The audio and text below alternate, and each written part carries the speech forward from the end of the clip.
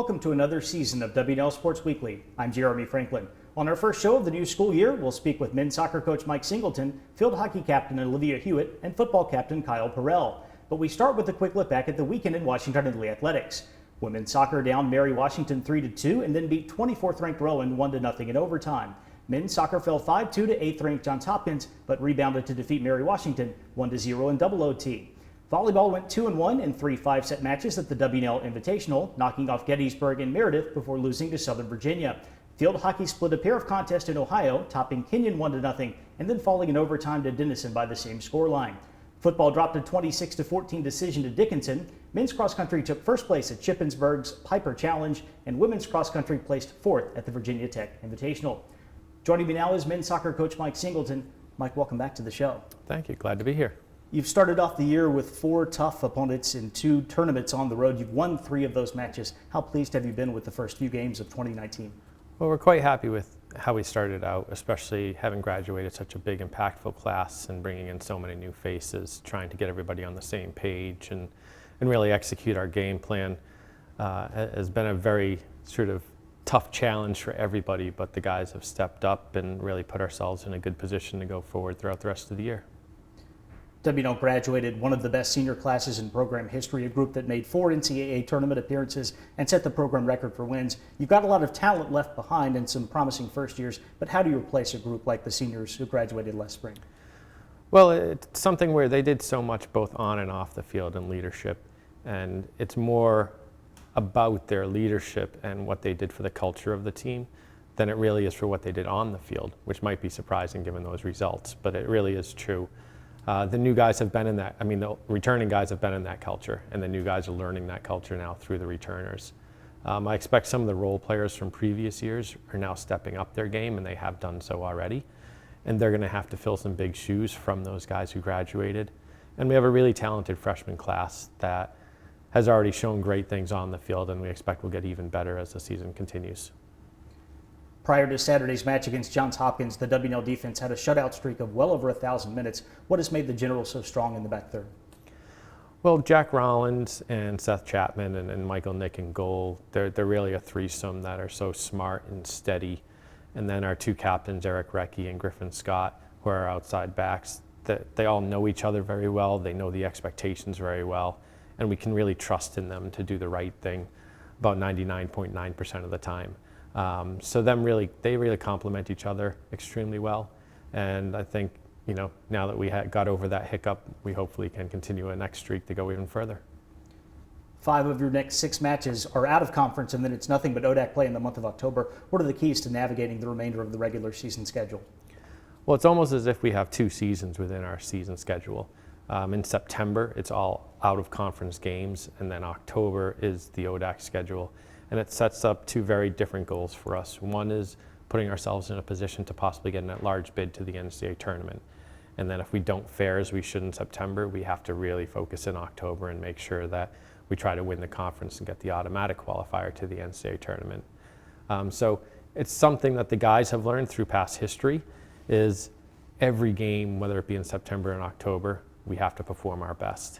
And that's a tough challenge as classes are difficult and midterms come in and we run through the whole season, but it is something that we work on, we talk about a lot, and they really do train for trying to separate themselves from the outside world and make sure they're bringing their best performance each and every game.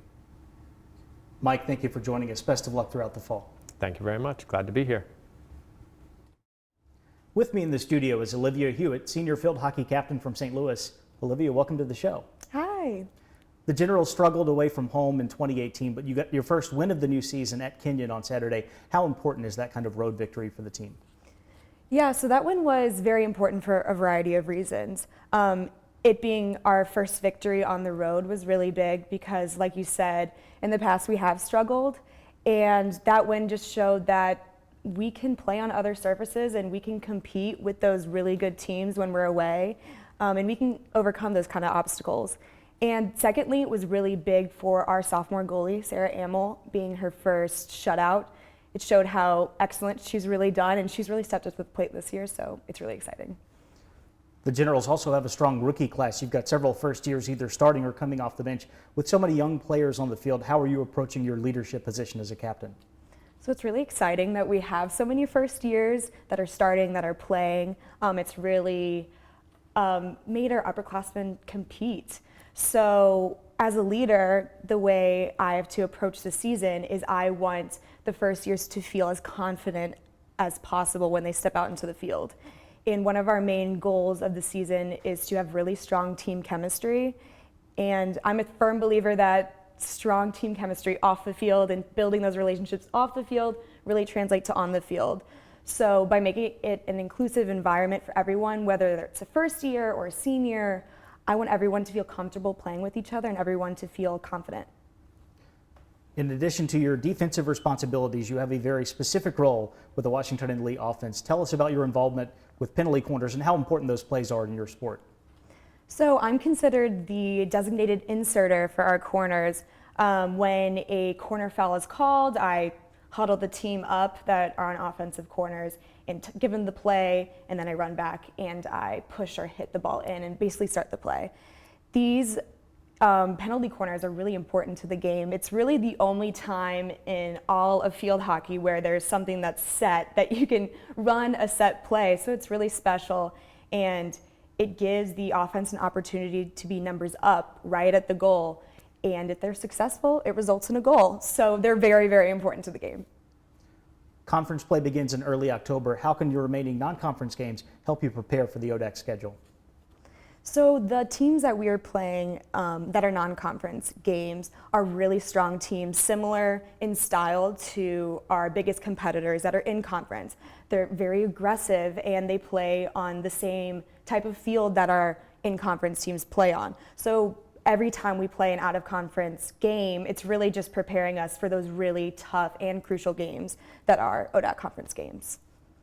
Olivia, thank you for joining us. Good luck to the team this fall. Thank you for having me. I'm joined by Kyle Perel, senior football captain from North Potomac, Maryland. Kyle, welcome to the show. Thank you for having me. I know Saturday's loss to Dickinson was a disappointing way to start the season. What have the Generals learned from that game as you prepare for Sewanee this weekend? You know, I think for us it's all about a sense of urgency. You know, we kind of went in that game. We knew what they were bringing to the table. We knew we had a very talented team coming back, and we knew that they were going to be ready for us. Credit to them. They executed their game plan.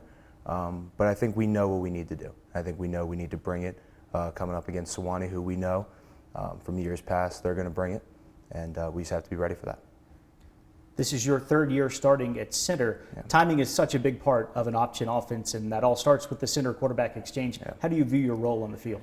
You know, back in the day when, coming in as a freshman center, I was told, I have the keys to the car. And usually that's said to the quarterback, but if you were to think about the Jennies offense as a car, I start the engine, right? So we're turning the key, and we're getting the car ready to roll. And for us, that's why it has to be perfect every play. There's no time or there's no place to mess up that snap, because if we do, we're going to set the offense back, and we just can't have that. What can we expect to see from the Generals offense as the season goes along? I think credit to Coach Jones and Coach LaRose and Coach Fox. They've come up with a revamped version of the Jennies offense. I think you're going to see a lot of what makes us in terms of physical downhill football. But I think you're also going to see some twists, whether that be motions, whether that be a larger passing game. But I'm really excited about the ideas that we've implemented for the season. ODAC play is just over a week away. What do the Generals need to do to get back to the top of the conference in 2019? For us, it's all about going 1-0 every week. I mean, it's easy to sit here and look at the end of the season and say we want to win that ODAC championship. The reality is we have to focus on ourselves, and we have to take this on a week-by-week basis. We know we have the talent in the room to get the job done. It's a matter of if we're willing to do it or not, if we're willing to take the time to execute, to play our hardest. And I think with the people that we have, with the leadership that we have in place, moving forward, we're going to be just fine. Kyle, thanks so much for joining us. Good luck to the Generals this year. Thank you for having me. It's time now for a look at the upcoming weekend. Men's soccer will take on Emory on Friday afternoon, while volleyball competes at Mary Washington later in the evening. On Saturday, field hockey plays host to Dickinson, and football will renew its rivalry with Sewanee at Wilson Field. Men's and women's cross country head to Salem for the preview at Green Hill, and volleyball continues action at the UMW Classic with matches against Johns Hopkins and Virginia Wesleyan. Moving on to Sunday, field hockey will meet Ursinus at the W&L Turf Field. There's also a home soccer doubleheader at Watfield as the women face Sewanee and the men square off against third-ranked Oglethorpe. Also this weekend, men's and women's golf travel to West Palm Beach, Florida for the NCAA Fall Preview. For W&L Sports Weekly, I'm Jeremy Franklin. Thanks for watching.